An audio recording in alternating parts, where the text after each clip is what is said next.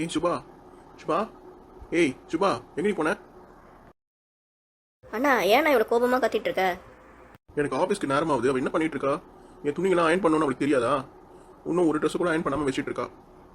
நேற்று அவகிட்ட என்னோட ஜீன்ஸ் பேண்ட்டையும் ஷர்ட்டையும் தூக்கத்துக்காக கொடுத்தேன். அது ஒழுங்காக அழுக்கு போக கூட தூக்கி தெரியல அவளுக்கு. காலர் பக்கம்லாம் ஒரே அழுக்காவே கிடக்குது. அண்ணா வீட்டுக்கு வந்தோடனே கொஞ்ச நேரம் ஷர்ட்டை டிட்டர்ஜென்ட்டில் ஊற வைங்கண்ணா, இல்லைனா அவங்க துவைக்கும் போது அழுக்கு போகாது. ஆமாம், எல்லாத்தையும் நானே பண்ணதுக்கு அவள் என்னத்துக்கு இருக்கிறா? ஏன்ப்பா வீட்டில் தான் வாஷிங் மிஷின் இருக்கே, துணியெல்லாம் அதில் போடலாம்ல. எல்லா துணியும் அவகிட்ட சாயந்தரத்தில் கொடுத்தா அவள் எப்படி பார்த்து வைப்பா? ஏற்கனவே நேற்று அவள் உடம்பு சரியில்லாமல் சுற்றிட்டு இருந்தா, ஒரே இருமிட்டு இருந்தா. அத்தை, நான் ஆஃபீஸ்க்கு போட்டுட்டு போகிற ட்ரெஸ் எல்லாமே காஸ்ட்லியானது. ஏதாவது வாஷிங் மிஷினில் போட்டு கிழிஞ்சிச்சுன்னா என்ன பண்ணுறது? அதனால தான் இவகிட்ட அதை கொடுத்து துவைக்க சொல்கிறேன். அதையும் ஒழுங்காக துவைக்க மாட்டேங்கிறா. வீட்டில் ஒரு வேலை செய்ய மாட்டேறா தேவை. ஏய் சுபா, எங்கே போய் தொலைஞ்ச? அண்ணா காலங்கத்தால் இப்படி கத்தி டென்ஷன் ஆகாத. உன் ஷர்ட்டெல்லாம் கொடு, நான் ஒரு 2 நிமிஷத்தில் அயன் பண்ணி கொண்டு வந்துடுறேன். இந்த வாரம் தோசை மாவு காலி ஆயிடுச்சு. அதனால் அம்மா தான் சுபாக்காக்கு மாவு அரைக்கிற வேலை கொடுத்துருக்காங்க. அவங்க கிச்சனில் உட்காந்து மாவு அரைச்சிட்டு இருக்காங்க. இப்போதைக்கு அவங்க வருவாங்களான்னு எனக்கு டவுட்டாக தான் இருக்குது. கிரைண்டர் என்னாச்சு, ரிப்பேரா? அப்படிலாம் ஒன்றும் இல்லை. கிரைண்டரில் போட்டால் மாவு நல்லாவே வரமாட்டேங்குது. அதனால் அவளையும் கையில் அரைக்க சொல்லியிருக்காங்க அம்மா. கையில் அரைச்சாதான் மாவு நல்லா சாஃப்டாக வருது அத்தை. அதனால் அவள் வீட்டில் சும்மா தானே இருக்கா, திட்டு தின்ட்டு மாவு அரைக்கிற வேலைலாம் அவள் தான் செய்யணும். சரி, இதெல்லாம் உனக்கு யார்ப்பா சொல்கிறது? வேற யாரு? எங்கள் அம்மா தான் அண்ணனுக்கு இந்த ஐடியாலாம் கொடுப்பாங்க. அவங்க பயங்கர அறிவாளி இல்லை? அப்படியா? சரி சரி சரி. சே, நான் இங்கே நின்று கத்துனது தான் வேஸ்ட்டு. இவ்வளோ நேரம் கூப்பிட்டு இருக்கேன், வரால பற்றியாவ? நீ என்னத்துக்கு வீட்டு வேலையெல்லாம் செய்யணும்? அவளை போய் கூட்டிகிட்டு வா, நான் அவகிட்ட எல்லா வேலையும் விட்றேன். அண்ணா நீ வேற, இப்போ தான் ஆட்டுக்கல்ல இட்லி மாவு அரைச்சிட்டு இருக்காங்க. அது முடித்த உடனே அம்மா அடுத்த வேலை வச்சுருப்பாங்க. என்ன வேலை? ஆட்டுக்கல்ல மாவு அரைச்ச அப்புறமா அம்மிக்கல்ல சட்னி அரைக்க சொல்லுவாங்க. அவங்க அத்தனை வேலையை முடிச்சுட்டு உனக்கு வந்து ட்ரெஸ் அயன் பண்ணி கொடுக்கறதுக்குள்ளே உனக்கு நேரமே ஆகிடும். அதனால் ஒழுங்காக என்கிட்டயே ட்ரெஸ்ஸை கொடு, நான் அயன் பண்ணி கொடுத்துட்றேன்.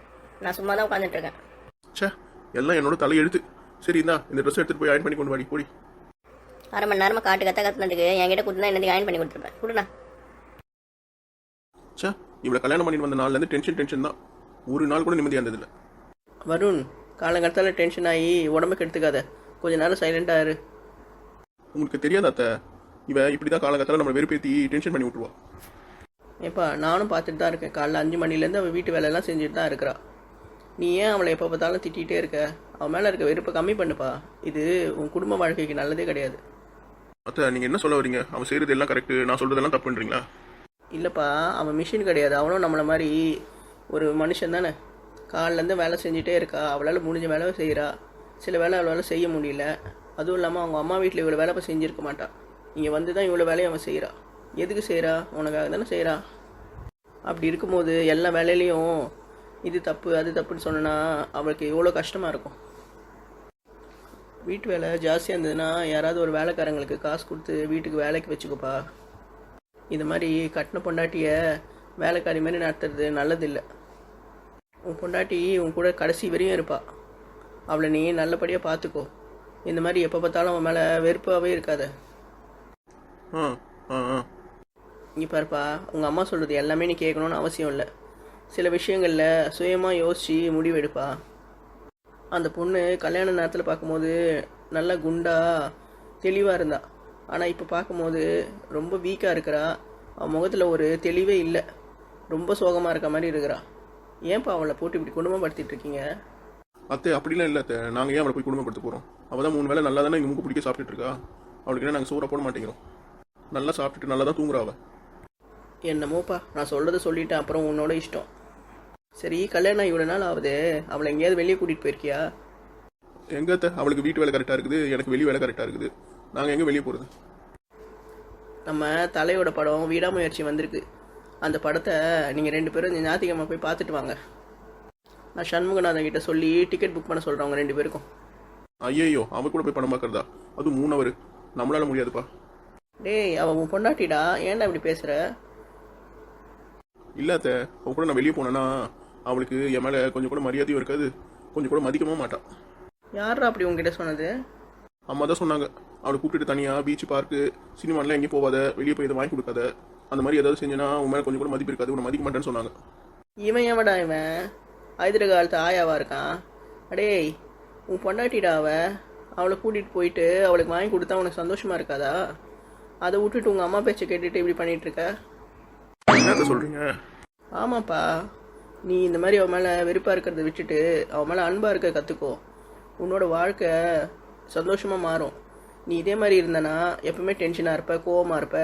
உன் வாழ்க்கையில் ஒரு சந்தோஷமான மூமெண்ட்டுன்னு எதுவுமே இருக்காது. உனக்கு என்ன கல்யாணம் ஆகி 6 மாதம் இருக்குமா? என்னவோ 50 வயசான மாதிரி ரொம்ப சலிச்சிக்கிறடா நீ. நான்லாம் கல்யாணம் ஆன நேரத்தில் என் வீட்டுக்கார் என்னை வெளியே கூட்டிகிட்டு போவார். நாங்கள் அப்போல்லாம் ஸ்டேஜ் ட்ராமா போய் பார்ப்போம்.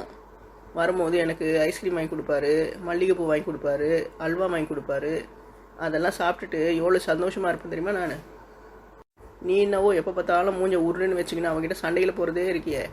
உங்கள் அம்மா பேச்ச கேட்கறது கொஞ்ச நாள் நிறுத்து. நீ உங்கள் அம்மா பேச்சை கேட்டு தான் கெட்டு போகிறேன்னு நினைக்கிறேன்.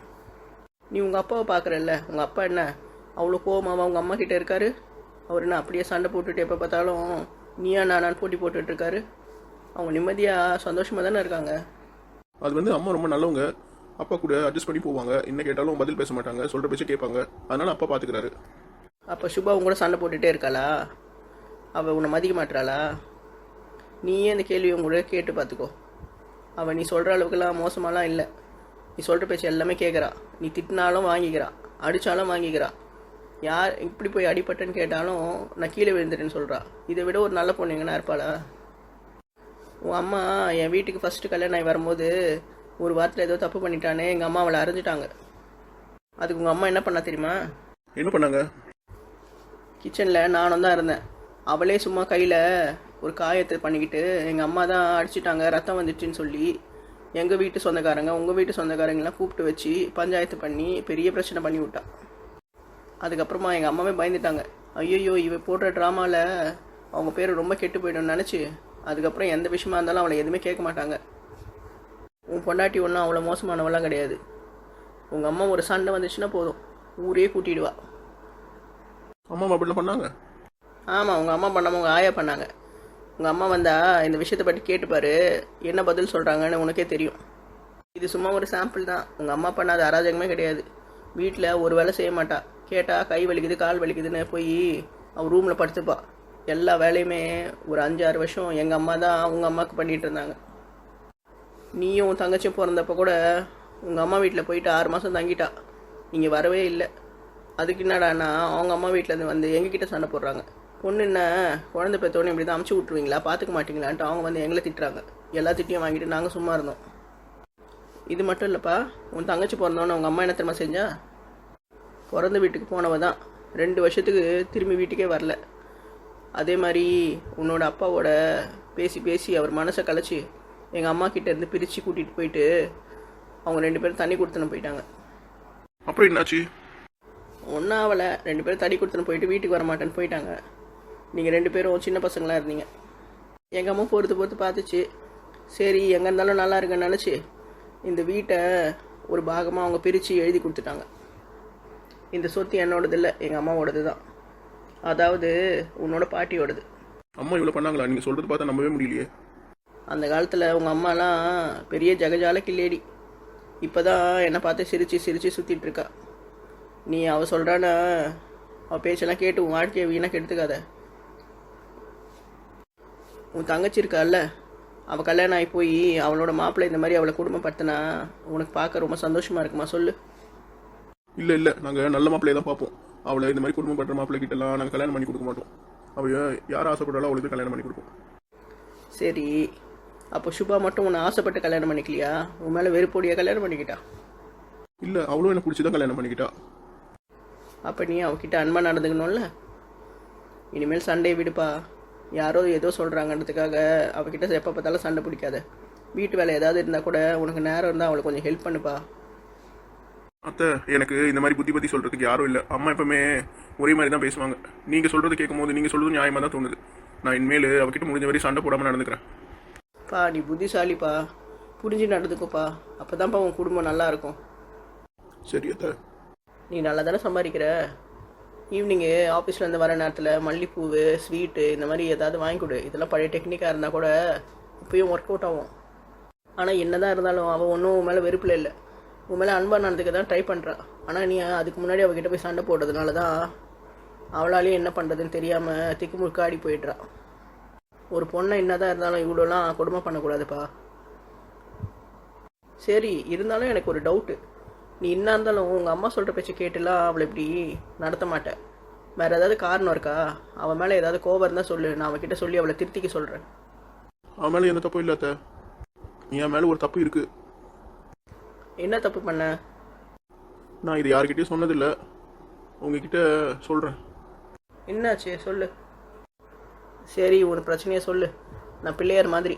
நீ ஏதாவது ஒரு பிரச்சனையை காதில் போட்டால் அது வெளியே போகாது. அதுக்கு பதிலாக உனக்கு நான் தீர்வு தான் கொடுப்பேன்.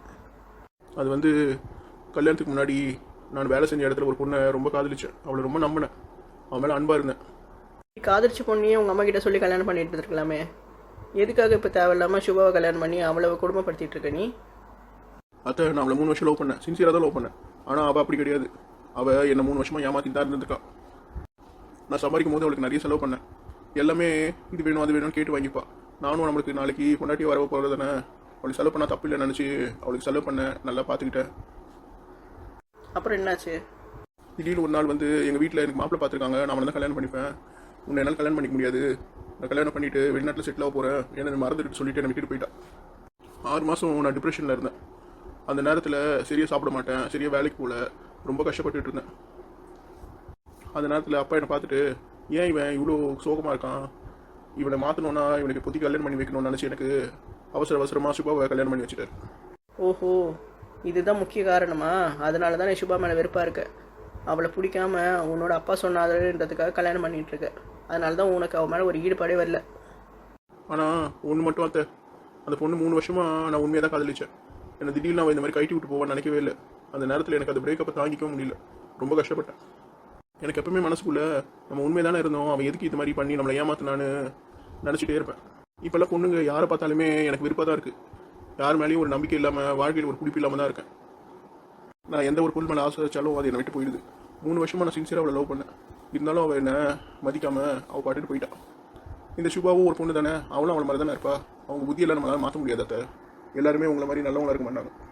நீ தப்பாக சொல்கிறப்பா. எல்லாருமே நீ லவ் பண்ண பொண்ணு மாதிரிலாம் இருக்க மாட்டாங்க. சுபா உன்னை கல்யாணம் பண்ணிகிட்டு இருக்கா. அவள் ஒன்றும் உன்னை லவ் பண்ணிவிட்டு விட்டுட்டு ஓடி போயிடல. அவள் கடைசி வரையும் கூட இருக்கணும்னு நினச்சி தான் கல்யாணம் பண்ணிட்டு வரா. அவளை இவ கூடலாம் கம்பேர் பண்ணாத. சில பேர் இந்த மாதிரி இருப்பாங்க, ஆனால் எல்லாருமே அந்த மாதிரி தப்பு கணக்கு போடக்கூடாது. நான் சுபாக்கிட்டே பேசுகிறேன். நீ இந்த எண்ணத்தை முதல்ல எடுத்துருக்கு மனசுலேருந்து. அவள் கூட சந்தோஷமாக இருக்கணும்னு நானே. அவள் உன்னை விட்டுட்டுலாம் போக மாட்டா, உன்னை மதிக்க மாட்டான்னு நீ சொல்லவே சொல்லாத. அவன் உன்னை மதிக்கிறதுனால தான் இவ்வளோ பிரச்சனை இருந்தால் அவள் இந்த வீட்டை விட்டு எங்கேயும் போகாமல் இருக்கா. நீ என்ன சொன்னாலும் என் மனசுக்குள்ள ஒரு பயம் இருக்காத்த. ஏதாவது பிரச்சனை வந்து இவ்வளோ என்னை விட்டு போயிடுவான்னு எனக்கு நிச்சயமாக தோணிட்டே தான் இருக்குது. அதுக்கேற்ற மாதிரி எங்களுக்குள்ளே ஸ்டார்டிங்லேருந்தே ஆகலை. 2 பேருக்கும் சண்டை வந்துட்டே தான் இருக்குது. நீ நினைக்கிற மாதிரி எதுவும் நடக்காது. நான் எதுக்கு இருக்கிறேன்? நான் உங்கள் 2 பேரையும் நல்ல வழியில் நடத்துகிறேன், கவலைப்படாதீங்க. பார்த்தியா, அத்தை ஒரு கவுன்சிலர் மாதிரி மாறிட்டேன் உங்களுக்கு.